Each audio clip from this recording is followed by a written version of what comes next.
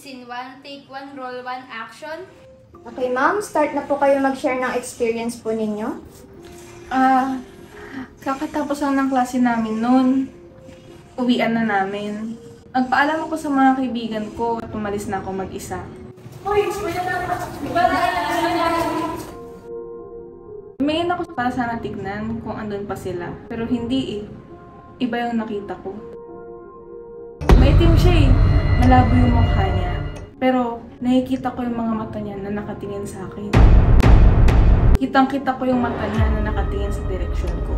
Nagmadali akong umalis noon pero nararamdaman ko na may sumusunod sa akin. Para mabaling yung atensyon ko sa iba, sinubukan ko magpatugtog para mawala yung takot ko sa nakita ko. Pero habang naglalakad ako, iba eh. Ramdam kong andyan siya. Sinusundan pa din ako.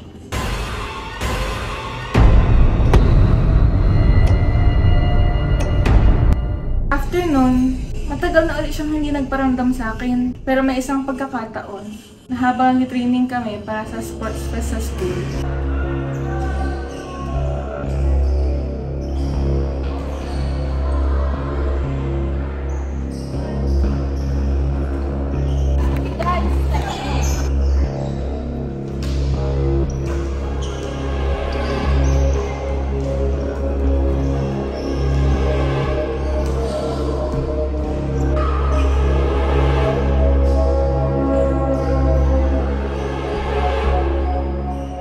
Naabutan na kami ng dilim noon.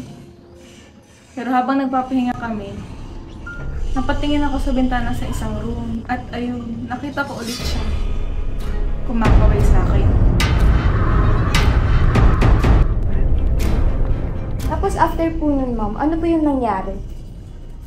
After noon, sa sumunod na araw, pagkatapos na magpakita sa akin nung gabi, akala ko tapos na. Tapos na siyang magparamdam. Pero hindi pa pala.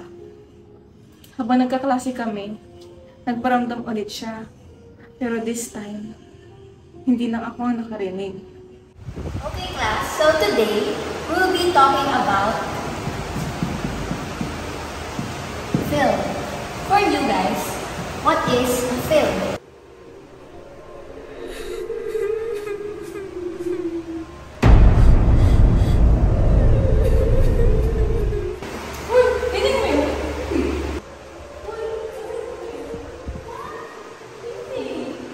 Example. Number 1 is horror. Ma?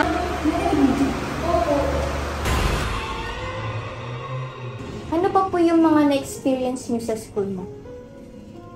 Sa mga sumunod na experiences ko sa school, isa doon ay yung naisipan namin mag-CR ng mga kaibigan ko. Kami lang yung andoon.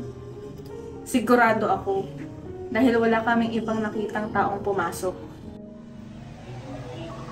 Naglalabas lang ako. Pero habang nag-aayos ako sa salamin, may nakita ako.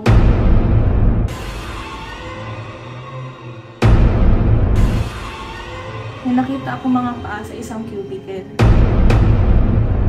Hoy! Nung una, binaliwala ko lang. Pero nung nakita ko, nakakaiba yung mga paa niya at nakayapak siya at sobrang putik. Doon ko nalaman na andyan ulit siya.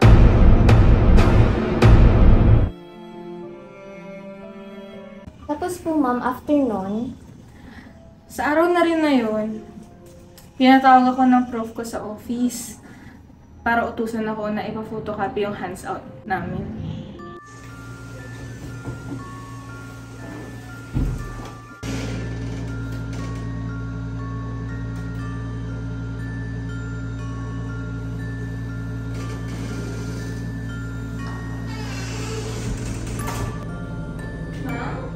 Pagkapasok ko sa office, may narinig kong kakaiba.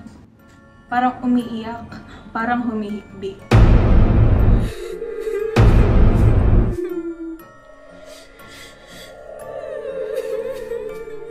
Nung una, akala ko si ma'am. Kaya sinubukan kong hanapin kung saan nanggagaling yung tunog. Ma'am, kaya po pala yan. Parang naman kita nanood ko. Eh, kanina po kasi walang tao dito eh. Ay, kanina po ako nandito.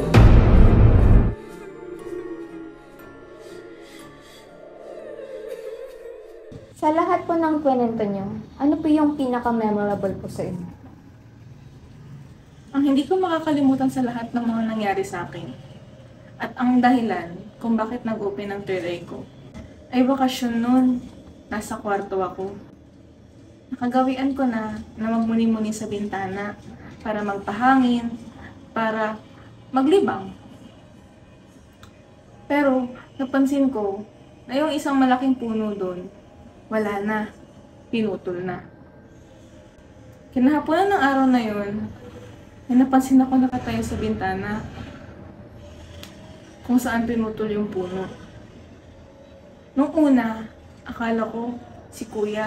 Kasi nakatingin sa akin. Sinagawan ko pa nga siya nung una eh. Pero, hindi pala si Kuya ang nakita ko.